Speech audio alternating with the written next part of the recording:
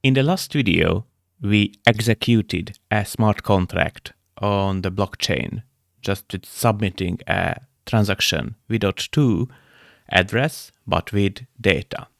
And the code itself was a very simple code, just adding two numbers, the 1 and 2. So these are the assembly instructions, these are the parameters, and this is the Ethereum VM bytecode. So push 1 is 60, and the 1 value is this one. And the only thing what we did, just concatenate all of these numbers to one big hexadecimal number. And what we realized is that it is executed and we have a contract address. So we can check, we can see here the status is 1, so it was successful, and we can also check the debug log of the transaction because it's a local blockchain. And what we see here is that this is the return value. So it's definitely executed and the two numbers are added. And here there are the details. But one interesting thing is that if we check the contract and actually the source code of the contract, which is supposed to be created, which can be done with contract code, and we need the address. So the source code seems to be the return value. So what we see here is that we execute a transaction, the code of the transaction, what we defined here, is executed, but this is not what we would like to do. We would like to have a contract with this source code. And it seems that we need a constructor code which creates exactly the same bytecode. So this is supposed to be the return value, right? Because the return value of this execution, is the source code of the new contract. So we need to write a new contract or new code which returns with this one. Well, let's try to do this one. There are multiple options to do it, but maybe it's the simple one is just using a push 13 because it's 13 bytes long, so we can just push everything all together to the stack. Because to return something, we need to save it in the memory. So first we should push it to the stack. After that we can push the 0 to the stack, just saying that okay, the data from the stack supposed to be saved on the memory from the 0 bytes. So we just call the MSTORE, and after that we can just return. Let's return for with 13 bytes because this is definitely 13 bytes. And from the 0 address, right? This is what we did earlier. And again, what we can do here is just checking the Ethereum virtual machine specification and replace all of these instructions with the right number. For example, the push 13 is 6C. And we can concatenate all the logs. But just to simplify our task, we will compile it with this helper tool because it's just a simple search and replace and can be done easily automatically. So EVM compile, and we compile the deploy code and we got it, right? This is the 6C and this is the value. So 13 bytes, which are supposed to be stored on the stack. So let's check it. How does it work? Let's submit a transaction first with this data.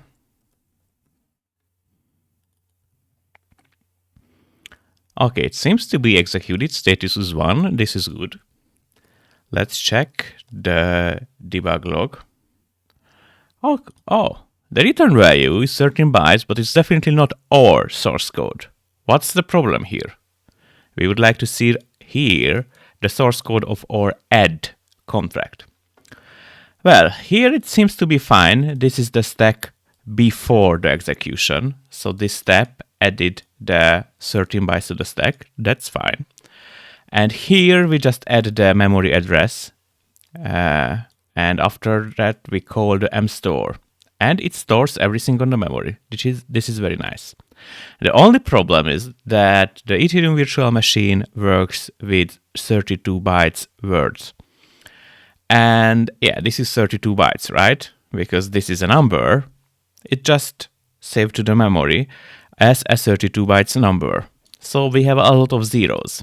So what we need here is just return 32 bytes, but not the first 32 bytes, what we defined here. This is the 13 and this is the 0, but the offset should be something like here. So actually what we need is just, so this is 32 bytes. So from the 32, this one, we need to subtract this one, the length, and this 19. So we would like to print out everything from 19, which is supposed to be 13, I think, in hexadecimal format. Because actually this is, yeah, let's check. Oof.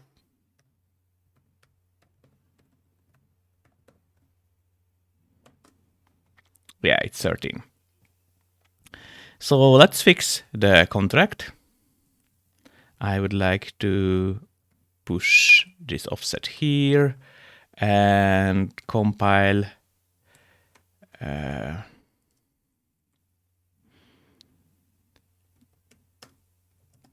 it again. Okay, we have it. We can submit it again and check the return value. Oh, that's way better, right? The return value is exactly what we expected. So the return value is the source code of our add contract. So if I check the contract code on this address, the contract address, this is definitely the right code. So we just deployed the add code as a new smart contract on chain.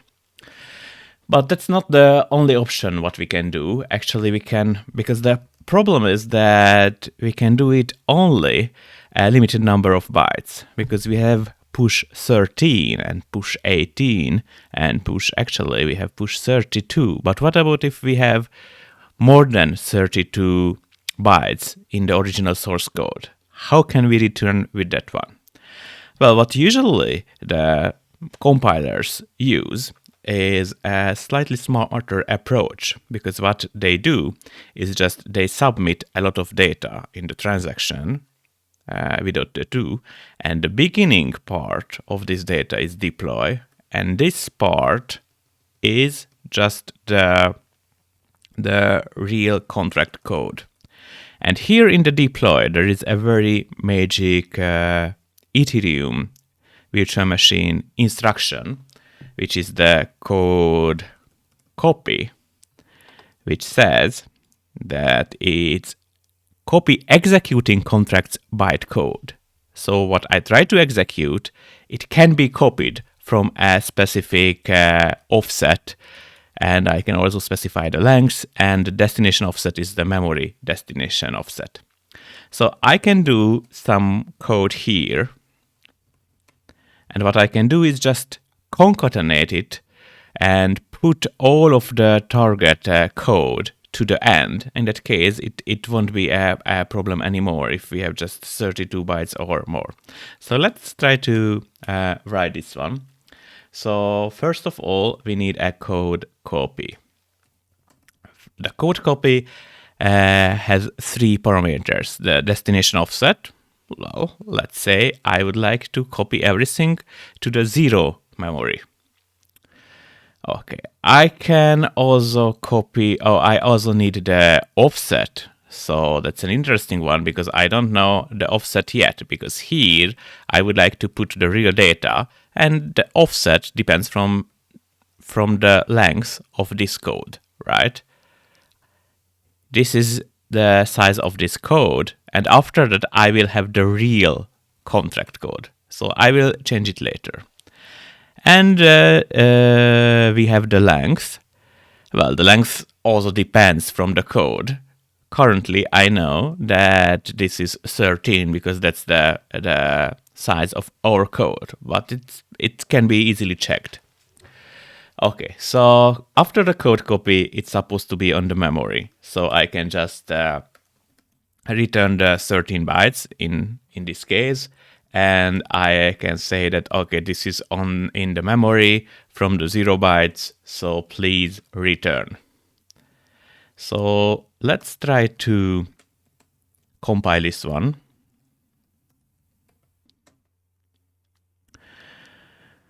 Okay, and this is the source code of the deployer, actually.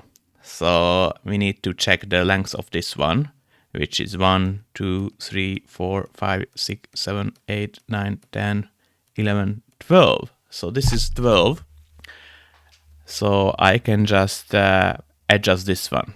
So altogether, from this original code, I'm interested about the code from the offset 12, which should be the C, right? So what I do here is that here I have 12 bytes of the deployment code, and I am trying to say that, okay, I have the code from the offset 12. Please copy all of this code to the memory, and after that I will return with it. So let's compile it again. And now I can submit it. But what I need is just put the real code to the end. So I'm just trying to check the code of this add operation and submit the two transactions together. So let's check if it were. Oh yes, status is good. And we can check the debug. And it works because the return code is exactly the same. So it just separates the code of the contract from the code of the deployment. And most of the time, if we check the real Ethereum blockchain, this is what we can see in a transaction which creates the code, that the beginning part of the data is the constructor code, which creates the data. It can also set some state. And after that, we will have the code, which is supposed to be the final source code of the contract, which is immutable. So I can just check the contract code and this address. And yeah, this is the code. But here I don't have the 32 bytes limit because I can just put all of these, any size of contract to the end of this small deployment code. And in the next video, we will check how it can be further improved, or what are the usual bytecodes which are used in the Ethereum smart chain.